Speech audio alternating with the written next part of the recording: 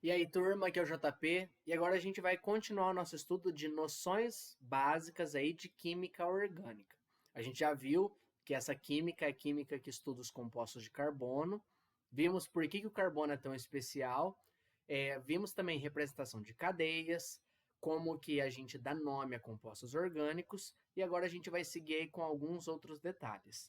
Vale lembrar aí que essa química, mesmo que estude compostos de carbono, em geral, os nossos compostos de carbono têm aí 4 elementos básicos, tá? Principalmente carbono, né? Hidrogênio também é muito comum.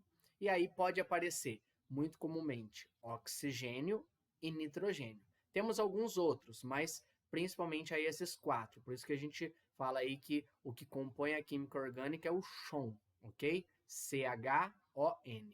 Beleza?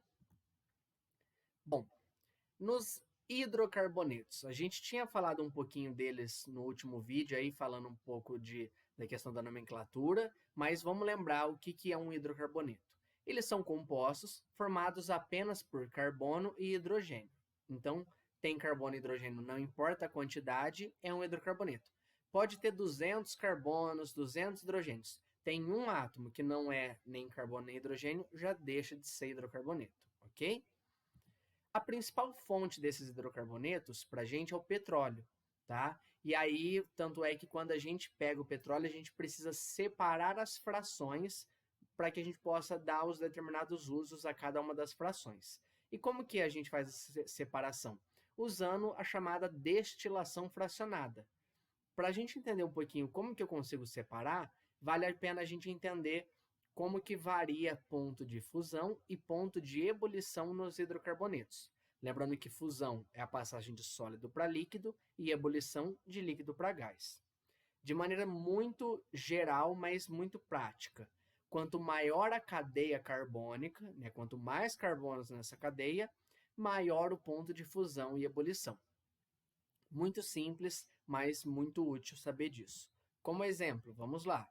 Tem aqui, ó, algumas substâncias e o ponto de ebulição dessas substâncias. Essa primeira aqui, ó, tem um carbono só. É o metano, como a gente viu no último vídeo. Ele tem um ponto de ebulição muito baixo, menos 161,5 graus Celsius. Já aqui, ó, com 3 carbonos, então uma cadeia um pouco maior, esse daqui é o propano, ok? Como tem a cadeia um pouco maior, o ponto de ebulição também vai ser um pouco maior, aqui ó, menos 42 graus Celsius. Agora aqui ó, uma outra cadeia ainda maior, aqui com 1, 2, 3, 4, 5, 6 carbonos. Essa cadeia com 6 carbonos é o hexano. Perceba que aqui o ponto de ebulição já é 69 graus Celsius, tá? Então, quanto maior a cadeia, maior vai ser o ponto de fusão e ebulição. Por isso que alguns compostos a gente encontra como gás, outros como líquido ou no estado sólido. Beleza? E isso vale também para as frações do petróleo. As primeiras frações são mais gasosas porque são frações menores. Então, por isso que elas saem lá no alto da torre de fracionamento, igual a gente estudou antes ao longo desse ano. As nossas cadeias carbônicas também podem ser classificadas de acordo com alguns critérios que são muito úteis para a gente entender um pouquinho das nossas cadeias. Então vamos lá. O primeiro critério que a gente vai classificar é classificar ela em saturada ou insaturada. O que é uma cadeia dita saturada? Saturada é quando ela tem apenas ligações simples, aqui ó, o S de saturado, ligações simples entre carbonos. Já uma cadeia dita insaturada tem pelo menos uma dupla ou tripla entre carbonos. E essa dupla ou tripla é chamada de insaturação, ok? Por isso que a cadeia é insaturada. Isso daqui a gente consegue perceber, por exemplo, quando a gente fala aí dos tipos de gordura, né? Que tem gorduras saturadas ou insaturadas. É justamente por conta disso que levam esse nome, né? As saturadas têm apenas ligações simples entre carbonos. Insaturadas têm uma ligação dupla ou mais aí na sua cadeia, beleza? E isso daí acaba interferindo na estrutura tridimensional e outras coisas. Vamos ver alguns exemplos aqui, ó.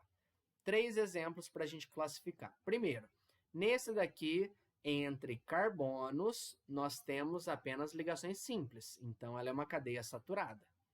Já que, nesse segundo exemplo, nós temos aqui ó, uma dupla, ou seja, uma insaturação, então ela é insaturada. Aqui nós temos entre carbonos simples, mas aqui eu tenho uma dupla com oxigênio. Cuidado, porque para ser insaturada tem que ser dupla entre carbonos. Então essa dupla com oxigênio não conta. Como entre carbonos eu tenho apenas ligação simples, ela também é saturada. Ok?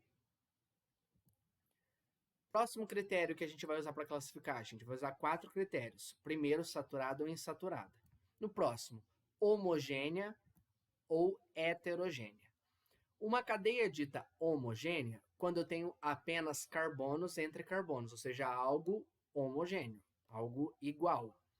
Heterogênea é quando eu vou ter um heteroátomo entre os carbonos. Entre os carbonos eu digo no meio da cadeia carbônica, tá? No meio das ligações do carbono. O que é esse heteroátomo? É um átomo diferente de carbono. Lembra que esse trecho aqui, hétero, significa diferente. Então, eu tenho uma coisa diferente no meio dos carbonos. Por exemplo, vamos lá. Tenho aqui novamente 3 exemplos.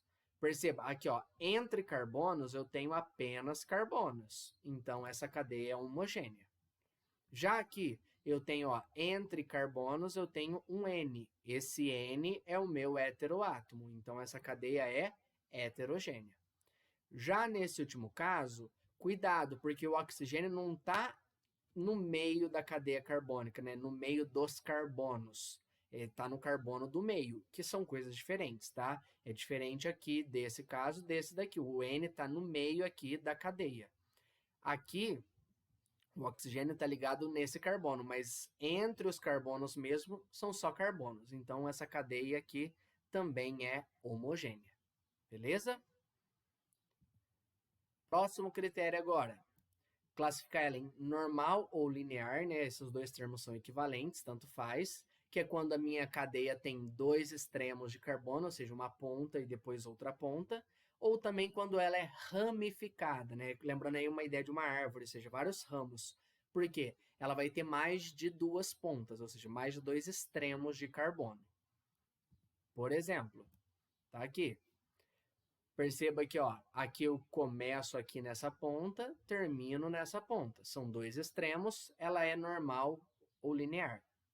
Já aqui, nós temos, ó, começo aqui, aqui eu tenho uma bifurcação, ou seja, eu posso ir para cá ou para cima. Perceba que no total eu tenho aqui 3 extremos de carbono. Então, ela é ramificada. Já aqui, cuidado, eu tenho aqui, ó, um extremo de carbono, chego aqui, bifurcação, e depois aqui outro extremo. Mas nessa bifurcação, aqui eu não tenho carbono. E lembra que eu tenho que ter extremos de carbono. Então, nesse caso aqui, eu tenho apenas 2 pontas. Essa cadeia aqui é normal ou linear. Ok? Então, cuidado aí com esse detalhezinho. São coisas pequenas, mas que podem interferir aí na hora da gente classificar e tudo mais. E por fim, o último critério é classificar uma cadeia em aberta, também chamada acíclica, porque esse A aqui é um prefixo de negação, significa eu não tenho um ciclo, ou seja, uma coisa fechada. Ou também chamá-la de fechada ou cíclica, que aí é quando eu não tenho extremos, ela é fechadinha. Vamos ver aqui os nossos exemplos. Perceba aqui, ó, extremo aqui, outro extremo, outro extremo. São vários extremos. Essa daqui é aberta, também chamada de acíclica. Já aqui, mesmo tendo ligações duplas, tal, não importa. Eu não tenho pontas, né? Eu não tenho extremos. Isso daqui é uma coisa totalmente fechada. Então, essa daqui é fechada ou cíclica. E essa última também, fechada ou cíclica. Ok? Quando a gente classifica uma cadeia, aí a gente vai poder classificar uma mesma cadeia nos 4 critérios aí que a gente analisou, tá bom? Bom, a gente fecha aqui esse basicão, essas noções de química orgânica. Vamos agora para exercícios. Qualquer dúvida, estou à disposição. Até a próxima. Tchau, tchau.